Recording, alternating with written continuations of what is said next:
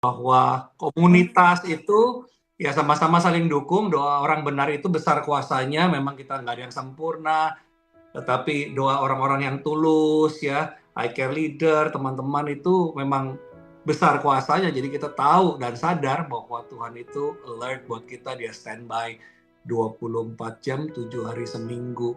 Sehat-sehat ya, Cilia ya. Oke Bapak Ibu sekalian, teman-teman, pastor, dan mungkin ada opa-oma di sini, atau adik-adik yang lebih kecil dari saya umurnya, siapapun itu. Pertama-tama izinkan saya untuk berterima kasih untuk kasih kesempatan ya. Ini pendeta kampung nih, bisa ngotbahin orang Amerika gitu ya. Dan saya percaya ada sesuatu yang Tuhan mau kita introspeksi hari-hari ini. Terima kasih juga terutama juga buat tuan rumah ya, buat Pastor Tony beserta tim koordinator ya, ada Ko Peter, ada Bu Mei juga yang mengundang, juga buat pastor-pastor senior ya, untuk pastor saya, Pastor Harminto, Shalom Pastor, juga Pastor Abang Mingli dan pastor-pastor lain di East Coast yang saya sorry nggak bisa sebut satu-satu, tapi saya ucap syukur saya bisa ngotbahin senior saya nih. Malam hari di sana, pagi hari di sini, dan juga kawan-kawan semua yang baru kenal. Saya percaya hari ini ada sesuatu yang kita bisa pelajari dan kita bisa looking inside ya, apa yang kita bisa introspeksi diri, kita bisa coaching klinik ke diri kita sendiri, apa yang Tuhan mau ubahkan, yang menjadi rema untuk kita malam hari ini. Bapak Ibu sekalian, keseimbangan, sesuatu yang berhubungan dengan keseimbangan kok terngiang-ngiang dalam pikiran saya hari-hari ini gitu ya. Firman apa yang mau Tuhan berikan? Ayo looking inside mengenai salah satu visi yang IFGF punya adalah House of Balance. Bagaimana kita bisa hidup penuh keseimbangan, menjadi pribadi yang seimbang. Lucu sekali, beberapa hari yang lalu saya ngelihat postingan di Instagram. Postingan di Instagram itu yang ngomong itu pembawa acara berita. Tetapi pembawa acara beritanya pun juga dia sampai nggak bisa tahan untuk tidak tertawa begitu. Jadi kejadian ini di Cape Town, ada seorang pemuda yang dia benci sekali sama bosnya. Ya, dia kerja di satu kantor. Bosnya mungkin bengis banget, kejam sama dia, dia benci banget. Dan hari itu temennya ngomong, kamu kan pasang lotremu itu keluar nomornya. Saking senengnya jadi milioner, aku besok akan berhenti kerja ya. Langsung dia curahkan, maaf kata, kebencian nih ya sama bosnya itu ya. Dia masuk ke kantor bosnya, diubrak-abrik mejanya, diputar balikan bangkunya semuanya. Maaf saya mesti ceritain, sampai dia buang air kecil di kantor bosnya itu. Dia berpikir bahwa besok aku menjadi milioner, aku sudah gak perlu bosku lagi. Karena itu malam, besok pagi tentunya dia pergilah ke organisasi itu yang memenangkan lotrenya. Berharap dong dia mau claim dong, the reward dong, begitu ya. Begitu sampai di sana, ternyata nomornya gak keluar, dia cuma kena prank sama temennya. Apa yang terjadi? Begitu di prank, dia lemes dan dia kerjaannya lenyap dan dia jadi pengangguran. Itu yang membuat pembawa acaranya pun nggak bisa nahan untuk nggak ketawa. Ketidakseimbangan dalam mencari informasi akhirnya membawa sesuatu yang kusut ya, membawa sesuatu yang buruk terjadi karena nggak ada heart of balance, nggak ada house of balance. 1 Tesalonika 5:23 mengatakan, dan kiranya Allah sendiri yang sumber damai senantiasa menjaga seluruh hidup kita, baik roh, pikiran, perbuatan kita nih harus balance agar sepenuhnya suci tanpa celah sampai kedatangan Kristus Yesus penguasa kita. Bapakku berdoa biarlah teman-teman semua yang hadir malam hari ini memiliki keseimbangan akan roh, jiwa, dan perangai kami Tuhan. Semuanya penuh, semuanya seimbang. In Jesus mighty name we pray. Amin. 1 Korintus 6 ayat 19 saya bacakan buat kita semua, mengatakan seperti ini. Jangan lupa bahwa tubuh kita itu ibarat ruang Maha Kudus untuk roh Allah, yaitu rohnya yang sudah kita terima dan yang tinggal dalam diri kita. Artinya tubuh kita nih bukan lagi milik kita sendiri. Ingatlah bahwa kita sudah ditebus dengan harga yang sangat mahal. Dikatakan sangat mahal, yaitu darah Kristus. Oleh sebab itu, muliakan Allah dengan tubuh dan rohmu, karena tubuh dan rohmu adalah milik Allah. Saya garis bawahi mengenai kata sangat mahal. Sangat mahal means kalau kita menikmati 1% dan Tuhan, aku serahkan 99% pun, kita hanya menikmati 1% pun, itu sudah kebanyakan. Karena firman Tuhan katakan semua yang kita miliki itu Tuhan tebus dengan darahnya, kayu salib dengan cara yang sangat mahal. Jadi kita bisa nikmati 1% pun, nggak usah ngomong 10 dah. 1% aja itu sudah kebanyakan. Oleh sebab itu Tuhan katakan salibku mahal, darahku mahal, Mbok ya tolong dijaga. Dengan apa? Hidup yang seimbang. Nah, saya percaya teman-teman semua yang hadir malam hari ini adalah orang-orang khusus. Ini brimob-brimobnya Tuhan. Ini banyak pendeta, pastor-pastor di sini, ya, aktivis. Dan saya percaya ini satu poin yang Tuhan mau ingatkan malam hari ini, hiduplah yang seimbang. Karena sebagai manusia, Yesus juga meneladani hidup yang seimbang. Yesus ada waktunya he rest, he set aside, dia memisahkan dirinya, and he serve. Ada waktunya dia beristirahat, dia memisahkan dirinya, dan dia melayani Tuhan. Semua ada proportionnya. Yesus adalah Allah, tetapi dia balance tuh. Dia masih berdoa, dia masih berpuasa. Ada waktunya berdoa, berpuasa, ada waktunya makan, ada waktunya berpuasa. Nah, dan Yesus kita bukannya kuper, dia bersosialisasi. Yesus balance. Bahkan pola makan Yesus pun sangat balance sekali. Dia sederhana, tidak mewah-mewahan, tapi gizinya seimbang. Dia adalah pribadi yang balance. Tuhan mau kita hargai dengan darah yang mahal dia tebus kita. Dan hari ini kita mau belajar sama-sama bagaimana hidup balance. Tentu tidak keseluruhan ya, karena waktunya terbatas. Ada beberapa poin yang kita bahas malam hari ini. Bapak Ibu sekalian, saya kasih foto namanya Diotrephes. Diotrephes ini salah satu muridnya Yohanes. Surat Yohanes ini ditujukan kepada Gaius ya. Tahun 85 sampai 95 Masehi. Ketika itu Yohanes mungkin umurnya 75 sampai 80 tahun, dia kirim surat ke Gaius. Pada masa gereja rumah waktu itu baru berkembang. Jadi misionaris atau hamba-hamba Tuhan ini ketika mereka berkeliling ini sangat bergantung pada keramahan tuan rumahnya, gitu ya. Keramahan iCare leadernya, keramahan iCare membernya, dan kemurahan hati orang-orang percaya karena gereja rumah waktu itu baru berkembang. Nah, Yohanes ingin memastikan bahwa menolong para evangelis, menolong kepada para rasul ini satu paket dari perbuatan iman dong, gitu. Jadi otomatis kalau ada rasul yang datang, mereka harus layani karena ini satu paket. Ini perbuatan iman, gitu. Nah, tetapi ada satu sosok leader namanya Diotrephes yang punya isu, ya, punya masalah, tidak seimbang antara rohani dan etikanya. Maaf, sorry. Ada apa dengan Diotrephes ini? Pertama, Diotrephes itu egois. Dia cari spotlight, ya, dia nggak menganggap teman koleganya gitu, sama-sama pelayan dia nggak anggap. Dia juga menolak perintah Yohanes sebagai otoritas resmi, gitu, dia egois. Dia juga manipulatif, dia memfitnah sesama pelayan, dia menghalangi pekerjaan Tuhan. Dia menolak atau melarang orang untuk berbuat baik bahkan, gitu ya. Dia ngusir jemaat, firman Tuhan katakan.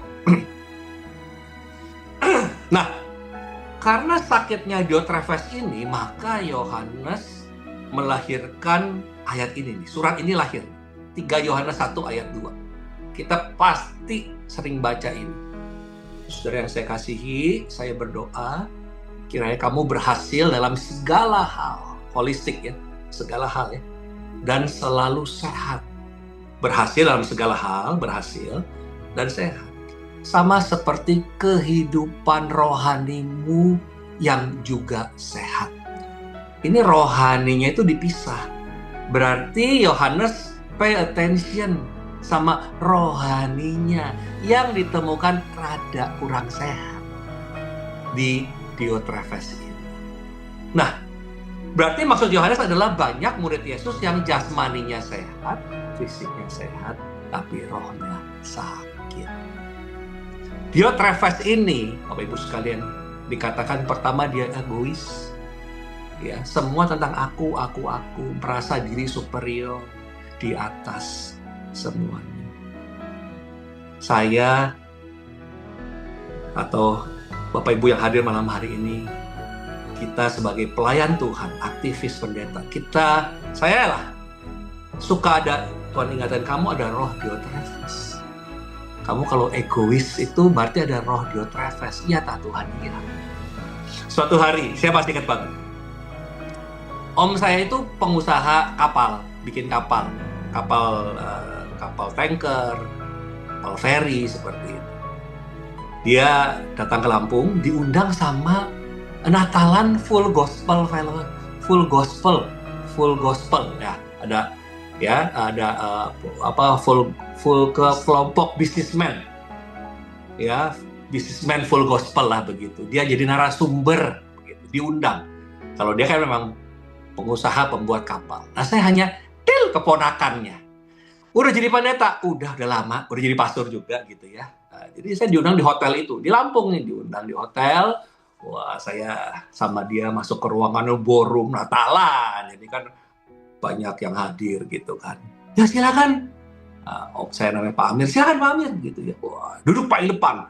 Saya pikir kan saya kan keponakannya dan juga ya tanda kutip asistennya. Padahal cuma numpang doang, numpang ngetop lah hari itulah. Begitu saya mau ke depan, saya dipisahin duduknya. Pak Wilun di belakang sama panitia. Jadi om saya duduk depan, saya dudukin paling belakang.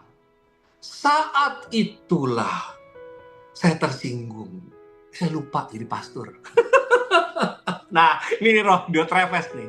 Ya kan, roh gila panggungnya keluar. Merasa diri tidak dihormati, ya. Loh, aku masih ingat tuh panitianya. Tapi roh Tuhan ngomong, kamu ini ya superior, kamu ini egois. Lupa ya sama firman Tuhan ya. Ya, kalau kamu diundang itu, jangan duduk paling depan, duduknya di belakang. Kalau kamu duduk paling depan, nanti ditoel sama panitia, Pak, duduknya di belakang aja, Pak. Bagus kamu di belakang. Tak kasih duduk belakang sekarang daripada kamu duduk depan bareng-bareng. Iya Tuhan. Udah jadi pendeta. Tapi saya pun bisa tersinggung, tidak merasa dihormati. Ini roh Diotrephes. Salah satu roh yang Yohanes ngomong, ini roh pemecah belah. Merasa diri tidak dihormati dan gak sadar bahwa semua ini kita karena anugerah Tuhan. Dibayar dengan harga yang mahal. Kemarin pas saya lagi sikat gigi, Roh Kudus kasih ilustrasi. Coba kamu bayangin ya, dirimu tiba-tiba dimasukkan dalam grupnya Jokowi, grup keluarganya. Jadi kamu sama Ibu Iriana, sama ya kan, Arya, siapa? Iriana, Iriani ya. Satu grup sama anak-anaknya. Kamu seneng nggak? Seneng. Kamu sama Tuhan tuh dimasukin kerajaan Tuhan tuh kayak gitu. Nggak layak, kamu tuh nggak layak. Tapi kamu ditebus dengan harga yang mahal. Itu anugerah. Oh iya Tuhan. Berarti nggak ngejar spotlight ya? Enggak, nggak usah. Itu. Saya masih ingat ketika kamu jadi pendeta. Salah satu kelemahan kita sebagai pengkhotbah adalah kalau kita gemes sama jemaat, pasti khotbahnya nyerempet-nyerempet itu, pengen nyindir. Roh Kudus bilang itu Diotrephes sama itu. memfitnah itu tidak bisa jaga mulut. Nah, kamu khotbah jangan suka nyindir-nyindir. Aku senang aku punya private coaching saya, yaitu Lydia, saudara, yang kalau habis ibadah itu selalu report ya, progress report. Hari ini salahnya ini, hari ini salahnya ini. Kadang-kadang kita suami sampai takut nanya istri, takut nggak pede, ya, gitu. Tapi ini bagus ya untuk kebaikan kita nih, hamba-hamba Tuhan, ya, suami-suami ini, gitu. Hari ini khotbahnya nyindir orang, hati-hati, jemaat nggak ada yang digaji loh, ya, dia datang, hatinya mau diubahkan, jangan dibesak-besak. Oh iya, harus jaga mulut, jangan tajam kata-katanya, jangan nyindir. Roh Diotrephes itu Tuhan nggak suka. Diotrephes itu menghalangi pekerjaan Tuhan. Saya masih ingat banget ketika, mungkin ini kejadiannya ya 20 tahun lalu lah. Waktu baru-baru datang ke Lampung itu, tahun 2003. Saya baru nyampe di Lampung. Waktu itu ya kita kan ibadah itu ada pre-service prayer. Ya gitu ya. Nah namanya juga pre-service prayer, pasti sebelum ibadah ya prayer dulu begitu kan. Waktu itu saya sombong dan saya merasa yang penting itu, aku jadi WL waktu itu. Aku jadi WL, yang penting mah kalau ibadah doa mah nggak perlu. Yang penting asal lagunya enak, melo-melo dikit, jemaat keluar air mata, pendetanya nyanyi jangan fales, pasti jos tuh, pasti bisa. Tapi itu ibadah pre-service prayer yang bahasa roh segala macam. Lagi di tengah-tengah bahasa roh, saya stopin. Stop. Udah, nyanyi aja latihan, saudara. Itu sampai Pak Suryaskiel ngomong, Lun, orang kalau lagi nyembah Tuhan, jangan dipotong. Tapi itulah yang namanya terang dan gelap. Tidak bisa bersatu. Saya itu rasanya sumpek kalau ngedengerin bahasa roh. Saya sumpek kalau dengerin penyembahan. Saya sumpek kalau ngedengerin orang tuh sama Tuhan lebay. Malah ditangkap bener-bener jadi pendeta. Diproses beneran. Nah, menghalangi pekerjaan Tuhan. Diproses, malah dipakai sama Tuhan. Ya, itu roh-roh Diotrephes. Nah, sebagai aktivis, sebagai hamba Tuhan, yuk tanya diri kita masing-masing. Ini aku sakit gak? Bukan sakit secara fisik, tapi apakah rohani kita sakit atau enggak? Ya, dengan cepat apa-apa aja sih yang harus kita seimbangi. Yang pertama, Bapak Ibu sekalian, keseimbangan rohani dan jasmani. Ini harus seimbang, ya. Jasmani dan rohani harus seimbang. Rohani adalah mengenai keimanan, tidak terlihat memang. Dan jasmani ini adalah kembali lagi pola makan, olahraga, tidur, perawatan tubuh. Tapi sekali lagi semuanya harus seimbang. Makan harus dijaga. Pendeta nggak boleh gemuk. Kalau kurus nggak dirawat sama jemaat. Sedang-sedang badannya, termasuk nggak dirawat juga. Kok nggak gemuk-gemuk sih? Pendeta kegemukan, makan melulu katanya. Saya 102 kilo kemarin. Dan ternyata banyak orang-orang yang makannya kelebihan. Akhirnya kita cepat dipanggil Tuhan dan kita nggak melayani maksimal. Rohani dan jasmani harus seimbang. Pelayanan itu memerlukan panggilan tubuh dan roh yang sehat. Saya perkatakan sama diri saya, harus seimbang, harus seimbang. Kita kalau habis khotbah itu kan lapar sih, bener ya. Kalau jemaat duduk enak nyatet. Ini khotbah itu kan meres otak, keringetan, panas gitu. Kurang lebih 3 minggu yang lalu saya diundang khotbah di Kelapa Gading. Dan habis khotbah pasti tuh, ini belum acara aja udah dibilangin pastor, ntar diajak panitia kita makan siang bareng ya. Dan makan di Kelapa Gading itu kan pusat kuliner. Jadi I'm talking to myself that jangan rakus. Saya ngomong, nanti memang lapar, keadaan selesai jam 12, tapi behave. Sampai restoran, buka menu, Roh Kudus ingatkan. House of Balance, behave. Mau makan apa, Pastor? Waduh, itu steaknya di depan mata. Biasa saya pesan steak, Roh Kudus bilang pesan sayur. Sama ayam panggang. Wah, ini salad pakai ayam panggang. Oke, saya pesan sayur, pakai salad gitu ya, tapi ada grilled chicken. Di situ. Waduh, itu pecah rekor. Biasanya saya langsung pesannya steak. Wah, ya kan. Wah, saya jaga diri, saudara. Ya, nggak diundang lagi nanti, saudara ya. Wah, kontrol diri, saudara. Pasti makan.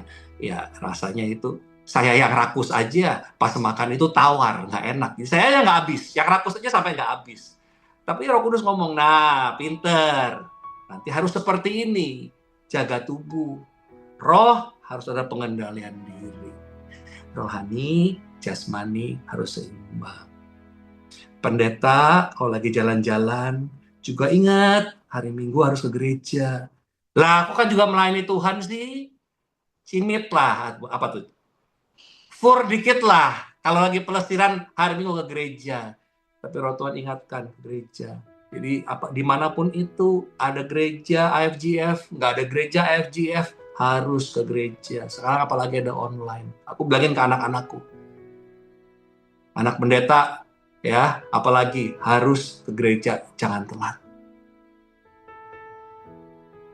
Ketika saya punya kewajiban setiap hari itu di kegiatan doa pagi kami, jam 4:15 waktu Indonesia bagian Barat sampai jam 6 tiap hari bangun pagi. Ya sekalian juga sih, itu kita bangun pagi karena selesai Lydia, kami punya sekolah, Lydia punya sekolahan supaya hari Minggu dibikin tempat ibadah di sekolah itu. Saya juga punya bengkel. Nggak apa-apa bangun pagi, kemudian selesai doa pagi kita beres-beres, kemudian berangkat ke kantor. Nggak apa-apa, waktunya normal. Tapi ketika saya jadi pembina rohani, saya harus ke Yordania, ke Israel, ke Mesir, ke Turki, itu kan waktunya aneh-aneh. Dari jam Indonesia dimundurin 4 jam. Jadi contoh, jam 4-nya mulai doa, nah saya kan jam 12 malam di Turki. Mau nggak mau, tanggung jawab. Tidur tengah malam, bangun. Walaupun ngomong-ngomong, khotbah 2 jam, tidur lagi susah, tapi itu tanggung jawab. Rohani dan jasmani harus seimbang. Aku nggak akan lupa bahwa tubuh kita itu seperti gambar ini. Aku sangat diberkati sekali dengan gambar ini. Ya, yang namanya it's hard to be in shape spiritually if you only work out on Sunday. Lalu Roh Kudus ingatkan, kamu nge-gym tiap hari. Merasa keren kalau otot imannya kempot tah. Secara fisik, kamu bersepir, ototnya banyak. Langsingannya, keren badannya ya. Tapi kalau otot kita, otot imannya kempot, kayak di gambar ini, saudara, singa itu seperti dosa itu ya, berputar-putar di atas kepala kita, dia akan serang masuk. Makanya krisis rohani itu, krisis iman bisa terjadi. Bersyukur kalau kita sebagai pastor, bersyukur kalau teman-teman sebagai aktivis melayani Tuhan, kita membangun kubu pagar kita sendiri untuk kita bisa siap dari serangan iblis. Tanggung jawab itu membuat kita waspada. Ini ayat luar biasa, saya diberkati sekali. 1 Timotius 4 ayat 8 dikatakan, dibandingkan latihan jasmani yang terbatas gunanya, manfaat latihan rohani tidaklah terbatas. Karena hal itu membawa berkat, baik untuk hidup yang sekarang maupun yang akan datang. Latihan rohani adalah dengan menjalankan hidup, latihan hidup yang semakin berkenan di mata Allah. Tidak ada manusia yang dilahirkan langsung, nak, tujuan hidupmu apa? Berkenan di mata Allah. Anak ajaib itu. Nggak ada. Jadi Tuhan katakan, kamu harus jalanin. Kamu harus latihan, ya di training gitu loh. Kamu harus menjalankan training hidup berkenan di mata Allah. Baru ototnya kencang. Ada amin Bapak Ibu. Dipakai bahasa Inggrisnya indah sekali. Exercise daily in God, Tuhan katakan. No spiritual feebleness, please. Otot imannya jangan dibiarkan kendor dong, please. No spiritual feebleness, jangan dibiarin kendor.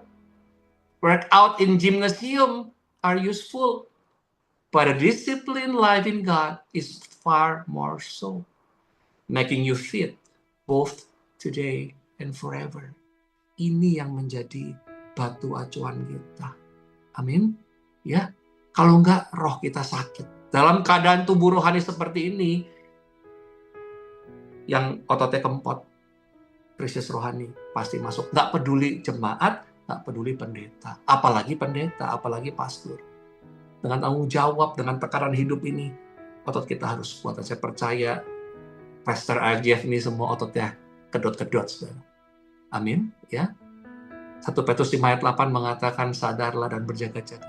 Lawanmu si iblis berjalan berkeliling sama seperti singa yang mengaum dan mencari orang yang dapat ditelannya. Kalau kita ototnya kempot, hati-hati nih, aktivis, pastor, I'm talking to myself. Demikianlah orang yang terakhir akan menjadi yang terdahulu, dan yang terdahulu akan menjadi yang terakhir. Tetapi Tuhan maunya itu adalah Roma 8 ayat 30. Dan mereka yang ditentukan dari semula. Kita yang ditentukan dari semula. Mereka itulah yang nanti aku panggil. Dan mereka yang dipanggilnya, mereka itulah yang dibenarkannya. Dan mereka yang dibenarkannya, mereka juga yang dimuliakannya. Tuhan mau kita yang sudah dipanggil duluan dari semula, kita yang dipanggil, kita juga yang dibenarkannya, nanti kita juga yang dimuliakannya. Tanpa posisinya backward, saudara. Amin. Ya, 5 menit lagi deh, supaya gak kelamaan. Keseimbangan apa lagi nih? Keseimbangan emosi dan logika. Harus seimbang emosi sama logika. Harus pintar mengolah stres. Ya, memang hamba-hamba Tuhan harus senyum di hadapan domba-domba. Tetapi hati yang luka ini memang gak sembarangan kita bisa ngomong selain ke Tuhan dan sama-sama ya, kolek ya, sama-sama hamba Tuhan. Tapi yuk cari waktu. Harus seimbang nih, emosi sama logika ini. Harus seimbang. Makanya aku bersyukur ada orang-orang baik di sekitar kita. Tadi Ci Liana ya, tadi yang saksian Ibu Ci Lia. Dia bersyukur punya teman-teman, punya otoritas ya, teman-teman iCare yang bisa mendoakan. Ini kejadian nyata nih. Adik saya lagi kerja praktek di Australia. Mama saya di Jakarta. Malam-malam jam 1 pagi telepon berbunyi. Bu, anak ibu di rumah saya ini. Nangis-nangis ini. Adik saya Wician, nama saya Wilon, adik saya Wician. Anak ibu nangis nih di rumah saya ini. Ini katanya ini nggak bisa ngomong. Katanya ini hutangnya banyak. Tolong minta transfer, Bu. Lah ibu-ibu, mama saya tengah malam diteleponin. Kenapa, Mah? Wician nangis-nangis di rumah bapak ini. Saya dengar, ini mah. Maaf kata, logatnya orang Indonesia. Ya. Mah, anak mama tuh di Australia. Ini mah yang ini orang ngerjain tengah malam, tapi yang namanya mama-mama ya. Dia deg-degan gitu.